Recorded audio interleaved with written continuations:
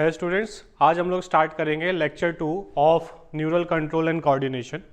So first lecture में हम लोगों ने बेसिक्स इसके पढ़े थे और हम लोगों ने इम्पल्स ट्रांसमिशन के बारे में पढ़ा था। तो इम्पल्स ट्रांसमिशन में हम लोगों ने इलेक्ट्रिकल और केमिकल दोनों साइनेप्स के बारे में पढ़े थे। तो थोड़ा सा हम लोग साइनेप्स के बारे में थोड़ा सा और समझ लेते हैं यहाँ पर, ठीक है। तो साइनेप्स आपको सबको पता चल गया, दो न्यूरॉन्स के बीच में जो है, जो कनेक्शन है दो न्यूरॉन के बीच में, उसको हम लोग साइनेप्स बोलते हैं, ठीक है। Name synapse was proposed by Charles Sherrington. इस तरह के क्वेश्चन बहुत रेयर हो गए अभी। Telodendria of one neuron form synapse with dendron of next neuron, मतलब एक न्यूरॉन का एंड पार्ट, ठीक है, जिसको हम लोग टेलोडेंड्रिया बोल रहे हैं, और दूसरे न्यूरॉन का जो है वो dendron part. It is junctional region between two neurons where information is transferred from one neuron to another, but no protoplasmic connection. Protoplasmic मतलब जो न्यूरॉन्स हैं वो एक दूसरे से थोड़ा दूर रहेंगे, बीच में कोई डायरेक्ट इन दोनों के बीच में कनेक्शन नहीं होने वाला है, कोई प्रोटोप्लाज्मिक फ्यूजन नहीं होने वाला है, दोनों के बीच में गैप रहेगा। तो साइनेप्स में क्या क्या आ गया? प्री साइनेप्टिक नर्व आ गया, साइनेप्टिक लेफ्ट आ गया और पोस्ट साइनेप्टिक मेम्ब्रेन आ गया, ठीक है। उसके बाद और क्या याद रख सकते हैं, ये ज़्यादा इंपॉर्टेंट नहीं है, ये मैंने आपको बता दिया यहाँ पर। ये जो है हमारा this is presynaptic membrane, ये साइनेप्टिक क्लेफ्ट है, ये जो स्पेस है बीच में दिस इज साइनेप्टिक क्लेफ्ट, और this is postsynaptic membrane. उस पर रिसेप्टर्स हैं, ये यहाँ पर रिलीज होंगे neurotransmitter, these are neurotransmitter. Mostly neurotransmitter जो होता है वो एसिटाइल कोलिन होता है, ठीक है। मोस्टली जो न्यूरोट्रांसमीटर यहाँ पर यूज़ होता है वो एसिटाइल कोलिन होता है हमारी बॉडी में, ठीक है। वो यहाँ बाइंड करेगा और यहाँ पे फिर से वही चीज़ स्टार्ट होगी, ठीक है। यहाँ पर इंफॉर्मेशन दी हुई है अबाउट न्यूरोग्लियल सेल्स या glial cells. These are supporting cells which form a packing substance around the neurons, ठीक है। न्यूरॉन्स को ये सपोर्ट करते हैं, ठीक है। ये 3 टाइप्स के हैं, ठीक है। Neuroglial cells are of 3 types. कौन कौन से? एस्ट्रोसाइट्स, ओलिगोडेंड्रोसाइट्स और microgliocytes. Astrocytes ectodermal in origin है, लार्ज होते हैं, न्यूमरस प्रोसेस होते हैं, प्रोवाइड रिपेयर मैकेनिज्म, ठीक है, न्यूरॉन्स में अगर कोई दिक्कत आती है तो, and replace the damage tissue. It forms blood brain barrier, इसको भी हम आगे पढ़ेंगे। ब्लड ब्रेन बैरियर, ठीक है, हमारा जो ब्लड है और ब्रेन जो है उसके बीच में एक बैरियर है, एक चेक नाका है, टोल नाका है, ठीक है। ओलिगोडेंड्रोसाइट ये भी एक्टोडर्मल है, स्मॉलर होते हैं ये साइज में, और फ्यू प्रोसेस मतलब कम होंगे, ये ज़्यादा होंगे। Formation and preservation of myelin sheet in CNS, इसका फंक्शन हमको याद रखना है कि माइलिन शीट बनाने का ये काम करता है, ठीक है, ये हमको याद रखना है। उसके बाद माइक्रोग्लियोसाइट्स मेसोडर्मल इन ऑरिजिन, ये सबसे स्मॉलेस्ट होंगे इन तीनों में, और इसमें ब्रांचिंग हमें देखने को मिलेगी। ये स्कैवेंजर सेल्स ऑफ CNS है एंड फेगोसाइटिक इन नेचर, ठीक है।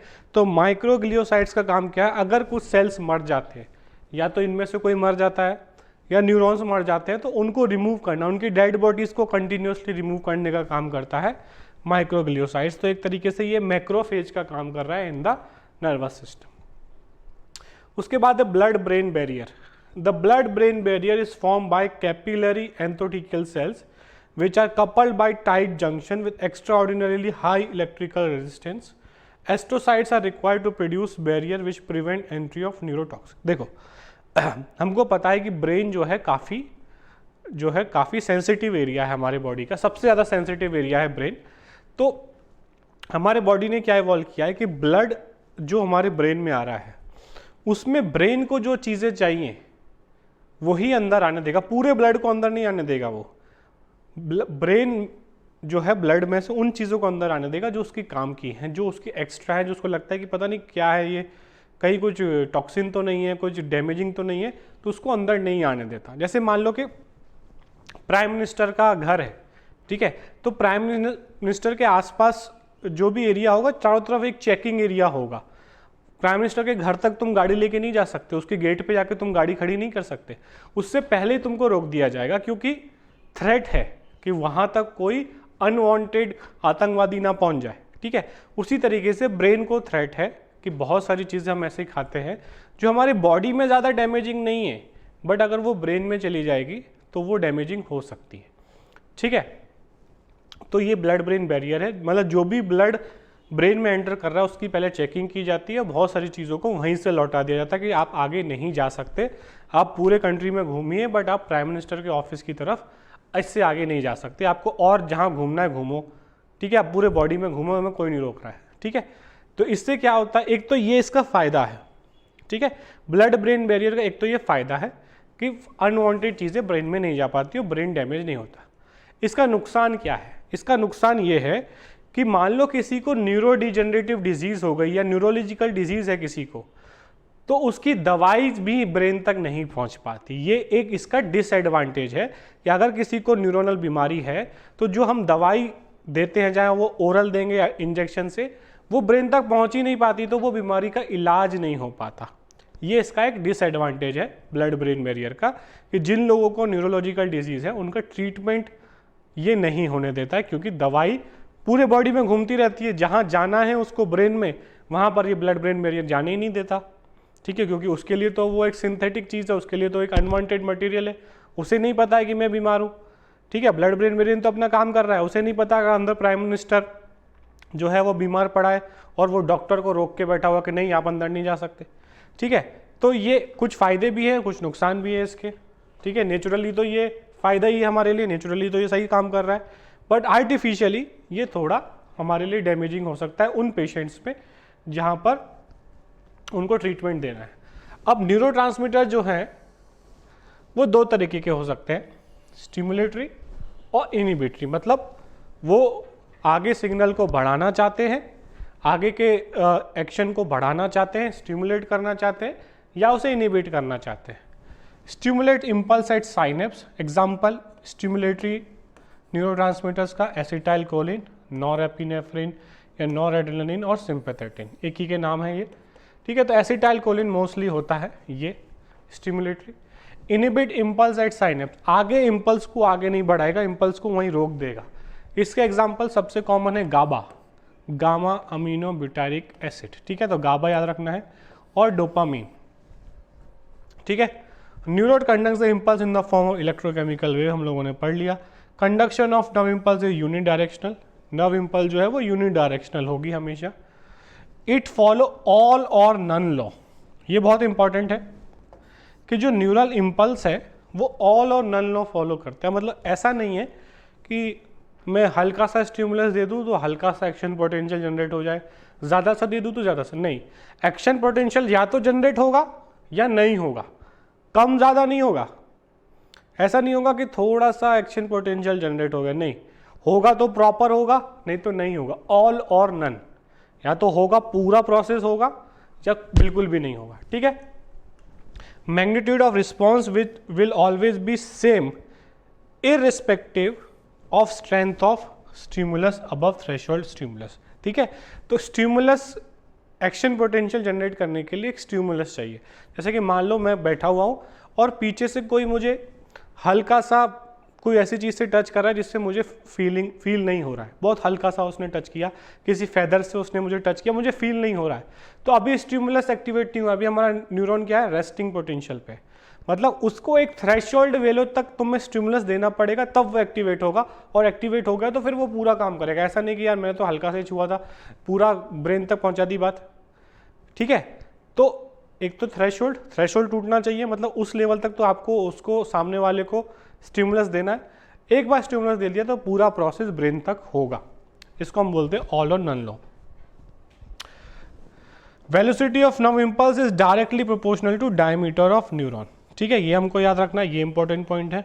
The velocity of nerve impulse in mammals is 100 to 130 metre per second. देखो हम कितने मीटर के हैं, ज़्यादा से ज़्यादा 2 मीटर होगी हाइट किसी की, है ना। 100 to 130 मीटर पर सेकेंड, मतलब मान लो अगर मेरे हाथ पे किसी ने मारा और मेरे ब्रेन तक इंफॉर्मेशन पहुंचानी है तो 1 मीटर से ज़्यादा डिस्टेंस नहीं है हाथ से ब्रेन का, 1 मीटर नहीं है। इसकी स्पीड कितनी है, 130 मीटर पर सेकेंड, मतलब हाथ पे किसी ने मारा, ब्रेन तक इंफॉर्मेशन पहुंचने में कितना टाइम लगेगा, micro seconds, fraction of seconds में इंफॉर्मेशन ब्रेन तक पहुंचेगी, क्योंकि बहुत तेज़ी से नर्व इम्पल्स जा रही है और उसका रिस्पॉन्स भी इतनी तेजी से आएगा, ठीक है। The velocity is affected by physical and chemical factors such as pressure, cold, heat, chloroform and other, ठीक है। अब इसको हम लोग अफेक्ट कर सकते हैं, जैसे आपने देखा होगा मूवीज में दिखाते हैं क्लोरोफॉर्म सुंघा देते हैं तो फिर वो इंसान बेहोश हो जाता है, तब उसका फिर रिस्पॉन्स स्लो हो जाएगा, ठीक है। तब वो इतने तेजी से काम नहीं करेंगे उसके न्यूरॉन्स, क्योंकि उसको हम लोग एक केमिकल के थ्रू इनहिबिट किया है। अब हम लोग चलते हैं ह्यूमन न्यूरल सिस्टम में, ठीक है। ह्यूमन न्यूरल सिस्टम में हमें क्या क्या पढ़ना है देख लेते हैं। तो ह्यूमन न्यूरल सिस्टम जो हमारा पूरा ब्रेन का सिस्टम है उसको हम लोगों ने सेंट्रल नर्वस सिस्टम या central neural system, mostly nervous system बोलते हैं, और पेरिफेरल न्यूरल सिस्टम या पेरिफेरल नर्वस सिस्टम में डिवाइड किया है। सेंट्रल नर्वस सिस्टम में ब्रेन आ जाता है, स्पाइनल कॉर्ड, जो मेन 2 ऑर्गन है वो यहाँ आ जाते हैं, और पेरिफेरल में क्या आ जाता है, सोमेटिक नर्वस सिस्टम और ऑटोनॉमिक नर्वस सिस्टम, ठीक है। न्यूरल वर्ड भी यूज़ कर सकते हो और नर्वस वर्ड भी यूज़ कर सकते हो, दोनों वर्ड यहाँ यूज़ किया जा सकते हैं। तो ह्यूमन नर्वस सिस्टम में central nervous system, peripheral, CNS and PNS। CNS में ब्रेन एंड स्पाइनल कॉर्ड जो मेन ऑर्गन है, और ये जो है उसके पेरिफेरल जो सोमेटिक जो पूरी बॉडी में फैले होंगे, जो नर्व्स हैं वो पूरी बॉडी में फैले, बट मेन ऑर्गन क्या है, ब्रेन एंड स्पाइनल कॉर्ड, ठीक है। उसके बाद यहाँ पर वही चीज़ लिखी हुई है कि यहाँ पे ब्रेन और स्पाइनल कॉर्ड होगा, सेंट्रल नर्वस सिस्टम की बात कर रहे हैं। डेवलपमेंट की बात करें, develops from neural tube intrauterine life, anterior part of neural tube develops into brain, while caudal part, पीछे वाला पार्ट जो है वो डेवलप करता है स्पाइनल कॉर्ड, ठीक है। तो intra uterine life embryo condition में एक न्यूरल ट्यूब बनता है हमारे एम्ब्रियो में, उसका आगे वाला पोर्शन, एंटीरियर पोर्शन जो है वो ब्रेन बन जाता है, और पीछे वाला पोर्शन, कॉर्डल पोर्शन जो है वो स्पाइनल कॉर्ड बन जाता है। तो स्पाइनल कॉर्ड और ब्रेन दोनों एक ही पार्ट से बने हुए हैं। Brain approximately 70 to 80% part of brain develops into 2 years of age, ठीक है। तो ब्रेन जो है वो 70 to 80% जो है 2 साल की एज तक बन जाता है। Complete development is achieved 8 years of age, ठीक है। तो 6 साल की एज तक ब्रेन पूरी तरीके से डेवलप हो चुका होता है। Spinal cord develops completely into 4 to 5 years of age, ठीक है। तो ये शुरू के 5-6 साल बहुत इंपॉर्टेंट होते हैं ब्रेन डेवलपमेंट के लिए, तो न्यूट्रिशन प्रॉपर होना चाहिए, नहीं तो ब्रेन का डेवलपमेंट उतना अच्छा नहीं होगा, इसलिए छोटे में बच्चे का बहुत ज़्यादा ख्याल रखना होता है, ठीक है। उसके बाद हमें पता है कि ब्रेन जो है वो क्रेनियल बॉक्स, इसको हम बोलते हैं क्रेनियल बॉक्स, उसमें सिचुएटेड है, जिसके आगे एक फ्रंटल बोन है, 2 साइड में पैराइटल बोन है, 2 टेम्पोरल बोन है, एक ऑसिपिटल बोन है, तो पूरी तरीके से घिरा हुआ है बोन से, पूरी तरीके से प्रोटेक्शन में। The weight of brain in adult is 1400 gram end of female is 1250 ग्राम, ठीक है। तो वजन में डिफरेंस है कि मेल में वजन ज़्यादा है, फीमेल में वजन कम है, बट ऐसा नहीं है कि फीमेल में दिमाग कम होता है, ठीक है। दिमाग ज़्यादा हो सकता है, उसको वजन में नहीं नापा जाएगा, इंटेलिजेंस को कभी वजन में नहीं नापा जा सकता। तो ऐसा मत समझना कि भाई तुम्हारे मेल्स में ज़्यादा दिमाग है और फीमेल्स में दिमाग कम है, वजन में कम है, काम करने में ज़्यादा हो सकता है, ठीक है। हो सकता है, ऐसा भी नहीं बोल रहा हूँ मैं कि होगा ही, ठीक है, हो सकता है, ठीक है। दोनों इक्वल हो सकते हैं, इक्वल से ज़्यादा भी हो सकता है। कोई भी जो यूज़ करेगा वो उसका ब्रेन ज़्यादा काम करेगा, जो गूगल करेगा उसका ब्रेन कम काम करेगा। तुम सारे आंसर गूगल पे ढूंढोगे तो गूगल का दिमाग तेज होगा, तुम्हारा थोड़ी। उसके बाद आता है brain meninges. Brain is covered by 3 membranes of connective tissue termed as meninges और मेनिंग्स। तो ब्रेन एक तो ये हड्डियों का कवर हो गया, ठीक है, एक तो हड्डियों का कवर हो गया जिसको हम क्रेनियल बॉक्स बोल रहे हैं। हड्डियों के कवर के बाद 3 लेयर का कवर और है, ऐसा नहीं है कि हड्डी के बाद सीधे ब्रेन है कि मैं हड्डी खोलूँ और सीधे ब्रेन आ जाएगा, नहीं, 3 लेयर और है। उन 3 लेयर को क्रॉस करोगे तब जाके ब्रेन की पहली लेयर आपको देखने को मिलेगी, ठीक है। तो उन 3 लेयर को हम बोलते हैं मेनिंजेस, ठीक है। तो ये आप देख रहे हो ब्रेन का स्ट्रक्चर है पूरा, ठीक है। तो सबसे बाहर वाला जो है वो क्रेनियल कैविटी, ठीक है। 3 लेयर कनेक्टिव टिश्यू मैंने बताया, क्रेनियल, मेनिंजेस। कौन कौन सी है? 3, आउटर, ड्यूरा मैटर, ठीक है। ये आप देखो यहाँ पर, ये हमारी स्किन हो गई, हमारी सबसे ऊपर स्किन, उसके बाद मसल, उसके बाद पेरियोस्टियम लेयर मसल के बाद, फिर ये जो है ये बोन का लेयर, तो क्रेनियल बॉक्स जो है वो बोन का लेयर। उसके बाद आप देख रहे हो 3 है, सबसे ऊपर ड्यूरा मैटर, ठीक है, उसके बाद मिडिल एरेक्टिनॉइड और इनर पिया मैटर, ठीक है। तो ये देखो आप कि कितना ज़्यादा प्रोटेक्शन है। मैं अगर देखूं यहाँ पर, सबसे पहले क्या आ गया हमारा, स्किन। दूसरा कलर ले लेता हूँ इसमें, स्किन आ गया। उसके बाद आ गया मसल का लेयर, उसके बाद मसल के बाद पेरियोस्टियम का लेयर, उसके बाद बोन का लेयर, ठीक है, जिसको क्रेनियल बॉक्स बोलते हैं हम लोग, ठीक है, सबसे स्ट्रॉन्ग है ये। और बोन के बाद ये 3 लेयर, ठीक है। सबसे बाहर कौन सा होगा, अगर बाहर की तरफ से, बाहर से हम एंटर कर रहे हैं तो सबसे बाहर ड्यूरा, फिर एरेक्नॉइड और उसके बाद पिया, ठीक है। 1 2 3 4 5 6 7। आपको अगर ऊपर से चालू करना है, मान लो ब्रेन सर्जरी करनी है, तो 7 लेयर को क्रॉस करनी पड़ेगी, जिसमें एक मोटी ब्रेन की लेयर भी आने वाली है, सॉरी बोन की लेयर भी आने वाली है, हड्डी की। ये तो चलो ठीक है, तुम सारी इलास्टिक होंगी, सारी मसल्स हैं, ठीक है, ये सब तो, बट एक बोन का भी लेयर होगा। और न्यूरो सर्जरी के बाद सबको बंद भी करना है, ऐसा नहीं चलो खोल लेंगे, ठोक देंगे, खोल देंगे ब्रेन को, उसके बाद बंद भी करना है इन सब 7 को, ठीक है। इसलिए न्यूरो सर्जन बनना इतना आसान नहीं है, इन सारी लेयर्स को खोलना है और वापस पैक भी करना है, ठीक है। खोलना हो तो वो गली का गुंडा भी खोल देगा, लाओ मैं खोल देता हूँ तुम्हारा दिमाग, है ना, वो तो कोई भी खोल देगा। किसी मैकेनिक को बोलोगे भैया मेरा दिमाग खोलना है, लगाएगा एक हथौड़ा, खोल देगा 2 मिनट में। बंद कर देगा क्या, बंद करना ज़्यादा इंपॉर्टेंट है, ठीक है। तो ये सारे लेयर्स को प्रॉपर इस तरीके से खोलना है कि बंद हो जाए, और कुछ भी उसमें से लॉस भी होना चाहिए। ऐसा नहीं है कि एक लेयर गायब हो गई, गलती से मैंने पूरी काट दी, वो इंसान की जान चली जाएगी, ठीक है। तो ये हमें याद रखना है कि 3 लेयर्स होंगी, जिनको हम लोग मेनिंजेस बोलते हैं, ठीक है, वो इस यहाँ पर प्रेजेंट है। इनके बीच में गैप्स भी होंगे, मतलब ड्यूरा मैटर, पिया, अरेक्नॉइड के बीच में भी एक गैप होगा, अरेक्नॉइड और पिया के बीच में भी एक गैप होगा, हम लोग डिटेल में पढ़ेंगे। देखो यहाँ पे साफ साफ दिया हुआ, सब अरेक्नॉइड स्पेस बिटवीन पिया matter and arachnoid is filled with CSF। यहाँ पर अरेक्नॉइड और पिया मैटर के बीच में एक फ्लूइड भरा होता है जिसका नाम है CSF, ठीक है। और सेरेब्रोस्पाइनल फ्लूइड, ये हमें बाहर से कोई शॉक आ रहा है, ठीक है, मतलब बाहर से कोई शॉक आ रहा है, मेरा सर जोर से मैं गिरा, मेरा जो है टकरा गया धरती से, तो वो शॉक जो है यहाँ पे जो टकराया, वो शॉक ब्रेन तक ना पहुँचे, तो यहाँ पर एक फ्लूइड भरा हुआ है, ठीक है। ऊपर से तो शॉक आ रहा है, बट यहाँ पर जो फ्लूइड है वो उस शॉक को एब्जॉर्ब कर लेगा, शॉक एब्जॉर्बर का काम करेगा। हम लोगों ने देखा है लंग्स में भी होते हैं, हार्ट में भी होते हैं, सब जगह एक फ्लूइड भरा होता है जो शॉक एब्जॉर्बर का काम करता है। यहाँ पर उसका नाम है सेरेब्रोस्पाइनल फ्लूइड, ठीक है। The ventricles of brain are also filled with CSF, और ब्रेन के जो वेंट्रिकल्स हैं वो भी इससे भरे होते हैं, ठीक है। अब ब्रेन की बात करें तो 3 डिविजन्स है, 4 ब्रेन, ठीक है, दिस इज 4 ब्रेन, जिसमें हमारा सेरेब्रम, ये मेजर पोर्शन, थैलेमस और हाइपोथैलेमस आ जाएगा। Mid brain, this is mid brain, ठीक है, जिसको मेसेंसेफेलॉन, इसको प्रोसेंसेफेलॉन, ये सब इसके साइंटिफिक टर्म्स है। और हाइंड ब्रेन, ये पीछे वाला जो है वो हाइंड ब्रेन। हाइंड ब्रेन में क्या क्या आ जाएगा, पॉन्स आ जाएगा, मेडुला ऑब्लिंगेंटा आ जाएगा और सेरेबेलम आ जाएगा।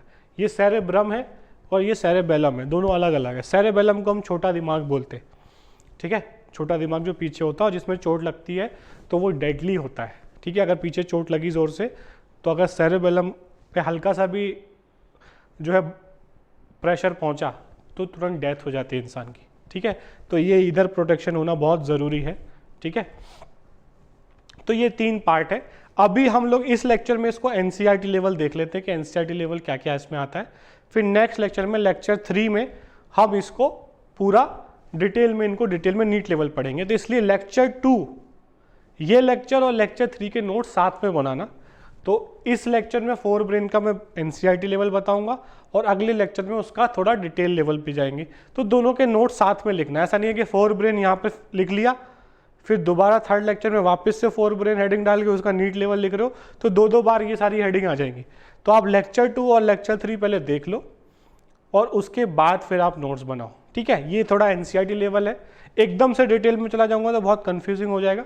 तो पहले हम एक बेसिक लेवल सीख लेते हैं, एनसीईआरटी लेवल तो सीख ले पहले, उसके बाद नीट लेवल पे जाएंगे। तो fore brain, it is anterior part, ये वाला जो आगे वाला पोर्शन है ये वाला, this is anterior part. It consist of cerebrum, diencephalon, जिसमें थैलेमस और हाइपोथैलेमस भी आ जाते हैं, ठीक है। Cerebrum largest part of brain, it has to cerebral hemisphere, ठीक है। सेरेब्रम का इधर को हम बोलते हैं लेफ्ट हेमिस्फेयर, राइट हेमिस्फेयर, ठीक है। Held together by tract of nerve fibre corpus callosum. अब देखो ये इधर लेफ्ट ब्रेन, जिसको हम लेफ्ट ब्रेन राइट ब्रेन बोलते हैं, दोनों के बीच में एक ब्रिज बना हुआ है, इसकी इन्फॉर्मेशन इधर ले जाने के लिए, इसकी इन्फॉर्मेशन इधर ले जाने के लिए, कॉर्पस कैलोसम, ठीक है।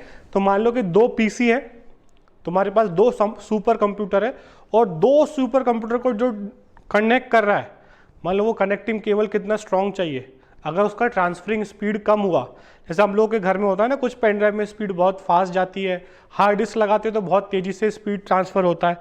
मान लो 2 GB का गेम है, पेन ड्राइव में ट्रांसफर करोगे तो 2-3 मिनट 5 मिनट लगाएगा, हार्ड डिस्क में ट्रांसफर करोगे बहुत जल्दी ट्रांसफर होगा, क्योंकि उसका स्पीड और उसका केबल जो है वो अलग है, ठीक है। सुपर कंप्यूटर में 2 GB का गेम है, सेकेंड्स में ट्रांसफर हो जाएगा। तो ये हमारे सुपर कंप्यूटर्स है लेफ्ट एंड राइट, तो इनके बीच में जो केबल है, जो इन्फॉर्मेशन इधर से उधर कर रही है, इसका नाम है corpus callosum, left brain and right brain. अगर ये केबल कमजोर पड़ी तो दिमाग स्लो हो जाएगा, कंप्यूटर कितना भी तेजी से काम कर रहा है, बीच वाला केबल ढंग से काम नहीं कर रहा तो स्पीड स्लो हो जाएगी, है ना। तो ये केबल बहुत अच्छे से काम करनी चाहिए। इसका एक एग्जांपल आपको बताता हूँ। एक इंसान था यूएसए में जिसके पास ये कॉर्पस कैलोसम नहीं था, ठीक है। पहले तो डॉक्टर ने उसका एक्सरे निकाला तो देखा कॉर्पस कैलोसम ही गायब है। फिर डॉक्टर ने ध्यान से देखा तो क्या देखा कि उसका तो पूरा ही ब्रेन जुड़ा हुआ है, ये लेफ्ट और राइट के बीच में जो इससे जुड़ता था ये तो नहीं जुड़ा है, बट पूरा जुड़ा हुआ, लेफ्ट और राइट आपस में मर्ज है, ठीक है। तो मतलब पूरी दो कंप्यूटर को तुमने साथ में जोड़ दिया है, तुम्हें केबल लगाने की ज़रूरत ही नहीं है। तो डॉक्टर ने बोला कि चलो इसका टेस्ट करते हैं कि इससे क्या फ़ायदा होगा। तो उसको एक लाइब्रेरी में बैठाया, उसको बहुत मोटी मोटी 8-10 बुक पढ़ने को दी, और उसके बाद उसको सवाल पूछा। तो वो ये भी बता सकता था कि ये जो आपने सवाल पूछा है इसका आंसर 5th बुक में पेज नंबर 671 पे 10th लाइन में लिखा है इसका आंसर, या ये वर्ड वहाँ पे लिखा है। मतलब उसका ब्रेन, उसका मेमोरी इतना शार्प हो गया था कि वो 2-3 घंटे में पूरी 10 बुक याद कर लिया। बट वो याद कर लिया, वो उसको अप्लाई करके कुछ नया नहीं कर पा रहा था, मतलब इंटेलिजेंस नहीं आई, मेमोरी उसकी बहुत तेज हो गई। तो सिर्फ मेमोरी से भी काम नहीं चलेगा, मुझे सब याद रहता है, बट जब एग्जाम आता है तो दिमाग चलता नहीं है, तो कोई मतलब नहीं है, ठीक है। चलो मेमोरी से थोड़ा नीट वीट क्लियर हो सकता है, बट आगे काम नहीं आएगा, ठीक है। तो ये फंक्शन है कॉर्पस कैलोसम का, ठीक है। ये दोनों हेमिस्फेयर्स को जोड़ता है आपस में, ठीक है। Outer part of cerebrum is called है सेरेब्रल कॉर्टेक्स। सेरेब्रम का जो बाहर वाला पार्ट है, पेरिफेरल पार्ट है, वो कहलाता है हमारा cerebral cortex. It has convulsions and depression and is form of grey matter. इसमें आप देखोगे इस तरीके से ये कन्वल्शंस है, डिप्रेशन से थोड़े खड्डे खड्डे हैं, ठीक है। तो ये किसके बने हैं? ग्रे मैटर के। बाहर वाला जो रीजन है वो किसका है? Grey matter. हम लोगों ने ऑलरेडी डिस्कस कर चुके हैं। अंदर जो होगा वो white matter. Grey colour is due to the presence of neuron cell bodies, ठीक है। ग्रे कलर किसकी वजह से आता है? सेल बॉडीज की वजह से। और व्हाइट कलर किसकी वजह से आता है? एक्सॉन्स की वजह से, क्योंकि एक्सॉन के ऊपर माइलिन शीट होता है और माइलिन शीट व्हाइट होता है। तो ग्रे मैटर मतलब सेल बॉडीज बाहर बाहर प्रेजेंट है, उनके जो वायर्स है वो अंदर की तरफ है, ठीक है। Inner part is formed of white matter, और व्हाइट मैटर हमें पता है माइलिन शीट की वजह से, एक्सॉन्स की वजह से होता है, ठीक है। उसके बाद सेरेब्रल कॉर्टेक्स में क्या क्या है, फंक्शंस क्या क्या है? Motor area controls voluntary function of muscles. तो सेरेब्रल कॉर्टेक्स में जो बाहर वाला रीजन है उसका जो मोटर एरिया है वो हमारे वॉलंटरी मूवमेंट, मेरे हाथ पैर, मेरा मुंह, मेरी टंग, दीज आर वॉलंटरी एक्शंस, इनको कंट्रोल कर रहा है। उसके बाद सेंसरी एरिया प्रेजेंट है, control the functioning of sense organ, मेरे ईयर्स, मेरे आईज, मेरे टच, मेरा टेस्ट, इनको कंट्रोल कर रहा है सेंसरी एरिया। ये सब सेरेब्रल कॉर्टेक्स में प्रेजेंट है। Association area, it is neither clearly sensory nor motor in function, responsible for inter sensory association, memory, and communication. ठीक है, जो एसोसिएशन एरिया है ये दो चीज़ों को मिक्स कर रहा है, ना तो ये पूरी तरीके से सेंसरी है ना ही म्यूटर है, ना तो पूरी तरीके से ये इन्फॉर्मेशन ले रहा है ना पूरी तरीके से इन्फॉर्मेशन पास ऑन कर रहा है, कि दोनों को मिक्स कर रहा है जिससे मेमोरीज क्रिएट हो रही है। ठीक है, जैसे फर्स्ट टाइम तुमने कोई नॉइस सुनी, तुम बहुत मान लो तुम एक जगह पर रहते हो, पहली बार गए वहाँ पे एकदम से घंटी बजने लगी, तुम शॉक हो जाओगे कि ये घंटी क्यों बज रही है ना। बट फिर तुम्हें कोई बता देगा कि ये रे बगल में स्कूल है, उसमें छुट्टी होती है तो घंटी बजती है, तो तुम काम डाउन हो जाओगे। अब दूसरे दिन घंटी बजेगी तो तुम पहले जैसा रिएक्शन दोगे क्या? नहीं, तुम्हारे ब्रेन को मेमोरी मिल गई, तो ये एसोसिएशन करा रहा है between sense and your memory. Memory क्या बता रही है? अरे घंटी कल भी बजी थी, वो स्कूल की छुट्टी हुई होगी। तो उतना ज़्यादा ओवर एक्साइटेड होने की ज़रूरत नहीं है कि तुम पहली बार तो अरे ये क्या हो रहा है, घंटी कहाँ बज रही है। पहली बार तो तुम्हारा ब्रेन का रिस्पॉन्स कुछ होगा, दूसरी बार क्या होगा? मेमोरी और स्टिमुलस तो दोबारा आया, स्टिमुलस तो दोबारा आया क्योंकि घंटी दोबारा बजी, तो स्टिमुलस तो सेम है, बट तुमने वैसा रिएक्ट क्यों नहीं किया? क्योंकि तुम्हारी मेमोरी और स्टिमुलस का एक एसोसिएशन बना दिया है इस एरिया ने। तो ये बहुत ज़रूरी है, नहीं तो हर बार वैसा ही रिएक्शन दिखाओगे, सब बोलेंगे पागल है क्या, कल तो बताया था स्कूल की छुट्टी होती है, बार बार क्यों तू खड़ा हो जाता है, घंटी बजती है तो पागल ही बोलेंगे ना लोग, है ना। तो ये बहुत ज़रूरी है पागल होने से बचने से, नहीं तो हर बार तुम एक चीज़ का वही रिएक्शन दोगे। ठीक है, तो बहुत ज़रूरी रीजन है ये। उसके बाद integrated activities of different centres of cerebral cortex control intelligence, memory, judgement, learning, thinking and articulate speech. तो सेरेब्रल कॉर्टेक्स सबसे इंपॉर्टेंट रीजन है हमारे ये सारी चीज़ों के लिए, हमारा इंटेलिजेंस, हमारा मेमोरी, हमारा स्पीच, प्रॉपर स्पीच। कुछ लोगों का स्पीच क्वालिटी बहुत अच्छा होता है, ऑडिटरी पावर बहुत अच्छा होता है, दिमाग कुछ नहीं होता फिर भी बहुत अच्छे से बोल पाते, लोग उनके सुनते हैं। जैसे एग्जांपल हमारे प्राइम मिनिस्टर, साइंटिफिक नॉलेज कुछ नहीं बट बोलने की ऐसी पावर है कि अच्छे अच्छे लोग उनके फ़ैन बन जाते हैं, है ना। ये भी एक कला है भाई। वो चाय बेचने वाला पूरी दुनिया को, पूरे देश को पागल बना रहा है, किस पे? अपने बोलने की ताकत पे। उसकी स्पीच पावर इतनी अच्छी है, वो सामने वाले को इतने अच्छे से कन्विंस करता है, उसको लगता है कि हाँ भाई ये कर देगा तरक्की, ये कर देगा विकास, है ना। तो ये भी बहुत इंपॉर्टेंट है। तुम बहुत इंटेलिजेंट हो, तुम बोलते हो तो ऐसा लगता है गंवा रहे, तो कौन सुनेगा तुम्हारी बात, है ना। तुम डॉक्टर बन गए बट मुंह खोलते तो ऐसे बोलोगे पता नहीं तुमको डिजीज़ है या नहीं, मुझे समझ नहीं आ रहा, तो पेशेंट रुकेगा तुम्हारे पास। पेशेंट क्या चाहता है कि डॉक्टर कॉन्फिडेंस में बोले, डॉक्टर बोले कि अरे कुछ नहीं है, ठीक कर दूंगा मैं, बहुत छोटी सी बीमारी है, तो वो रुकेगा तुम्हारे पास। तुम खुद कंफ्यूज हो, तुम ऐसे बोल रहे हो धीरे धीरे, तो कहानी खत्म है तुम्हारी। ठीक है, तो सेरेब्रल कॉर्टेक्स स्ट्रांग होना चाहिए जिससे ये सारी चीज़ें, जजमेंट, मानो तुम्हें कोई ऑपरेशन कर रहे हो, तुम्हें ऐसा लग रहा है कि भाई ये ऑपरेशन अब इससे अच्छा नहीं हो सकता, तो तुम वहाँ पर रिवर्ट बैक करो। ऐसा नहीं कि तो अरे यार अब तो मैंने खोल दिया, अब तो मार के ही छोड़ूंगा इसे, अब तो या तो ये मरेगा या ऑपरेशन सक्सेसफुल होगा, दोनों तुम रिवर्ट बैक कर सकते हो। ठीक है, तो जजमेंट पावर ये हमारा सेरेब्रल कॉर्टेक्स जो है, सेरेब्रम जो है वो देखता है हमारा। उसके बाद है डाइनसेफेलॉन, जिसमें थैलेमस आ जाता है। ठीक है, it is the structure around which the cerebrum wraps. ठीक है, तो ये हमारा थैलेमस है, ये जो रीजन है दिस इज थैलेमस, नीचे की तरफ से दिखा रहा है हम यहाँ पे।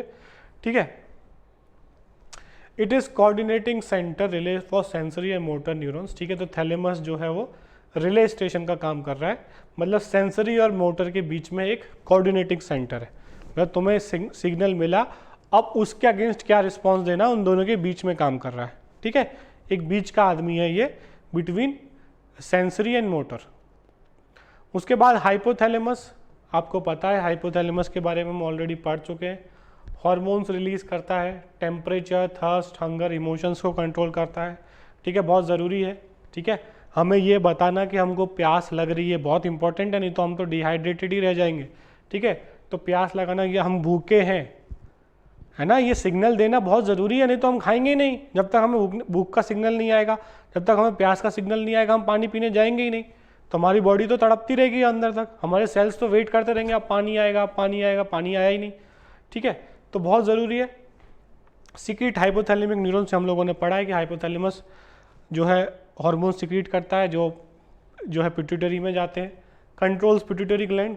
ठीक है, कंट्रोल स्लीप, वेकफुलनेस। अब जग रहे हो तो पूरी तरीके से जगो, है ना, वो क्लास में सोते रहते हो वैसा नहीं। ब्लड प्रेशर, हार्ट रेट, तो बहुत बॉडी के जो मोस्टली सबसे इंपॉर्टेंट फंक्शंस है वो जो है हमारा ये फोर ब्रेन जो है वो कंट्रोल कर रहा है, जिसमें से ये सारे जो है वो डायनसेफ्लॉन में आ जाते हैं। उसके बाद inner part of cerebral hemisphere and A group of associated deep structure like amygdala, hippocampus, hypothalamus together constitute limbic system.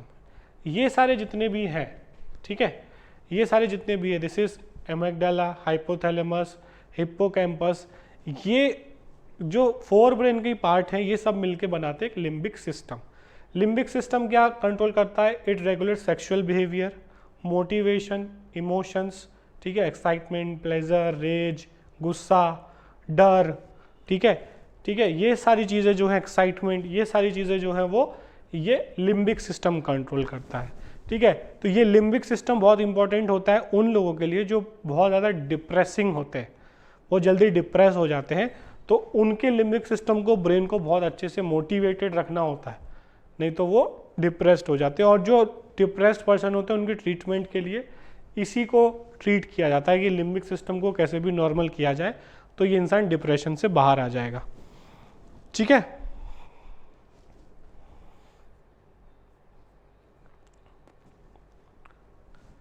उसके बाद है मिड ब्रेन। सेकंड हमारा क्या है? Midbrain. तो हमारा फोर ब्रेन कंप्लीट हो गया। It is located between thalamus, hypothalamus and pons, ठीक है। मिड ब्रेन जो आप देख रहे हो यहाँ पर, थैलेमस, ठीक है, हाइपोथैलेमस और पोन्स के बीच में यहाँ पर मिड ब्रेन प्रेजेंट है। एक canal, cerebral aqueduct passes through the mid brain, ठीक है। ये जो कैनाल पास हो रही है इसको हम बोलते हैं सेरेब्रल एक्वेडक्ट। तो ये एक कैनाल है जो ये पास हो रही है, दिस इज कैनाल, इस कैनाल का नाम है cerebral aqueduct. Midbrain consist of 4 round lobes called as corpora quadrigemina. नाम से पता चल रहा है। तो मिड ब्रेन में 4 जो है राउंड लोब्स हैं, ठीक है, 4 राउंड लोब्स हैं मिड ब्रेन में, जिसको मेसेनसेफेलॉन भी बोल रहे हैं, जिसको हम लोग साइंटिफिकली बोलते हैं 4 लोब्स को corpora quadrigemina. Their anterior part is the centre of visual reflex. Anterior part किसका सेंटर है? Visual reflex. And the posterior pair is the centre for auditory reflex, ठीक है। तो ये क्या कंट्रोल कर रहा है? विजुअल, हमारा देखने वाला रिफ्लेक्सेस, और ऑडिटरी रिफ्लेक्स, दोनों को कंट्रोल कर रहा है ये हमारा क्वाड्रिजेमिना। हाइंड ब्रेन में क्या आ जाता है? ये नीचे वाला जो पोर्शन है, नीचे और पीछे वाला पोर्शन जो है हमारा, इसमें सेरेबेलम आ जाता है, पॉन्स आ जाता है और मेडुला ऑब्लोंगेटा आ जाता है। Mid brain and hind brain form the brain stem. तो नीचे वाले पोर्शन को, जिसमें मिड ब्रेन और हाइंड ब्रेन आ जाता है, ये वाला जो पूरा पोर्शन है जिसमें मिड ब्रेन भी आ गया और हाइंड ब्रेन भी आ गया, इसको बोलते हैं हम ब्रेन स्टेम। ये एक कॉमन टर्म है, ऐसा कोई साइंटिफिक टर्म नहीं है ब्रेन स्टेम, ठीक है। अब देखो हाइंड ब्रेन में क्या क्या आएगा।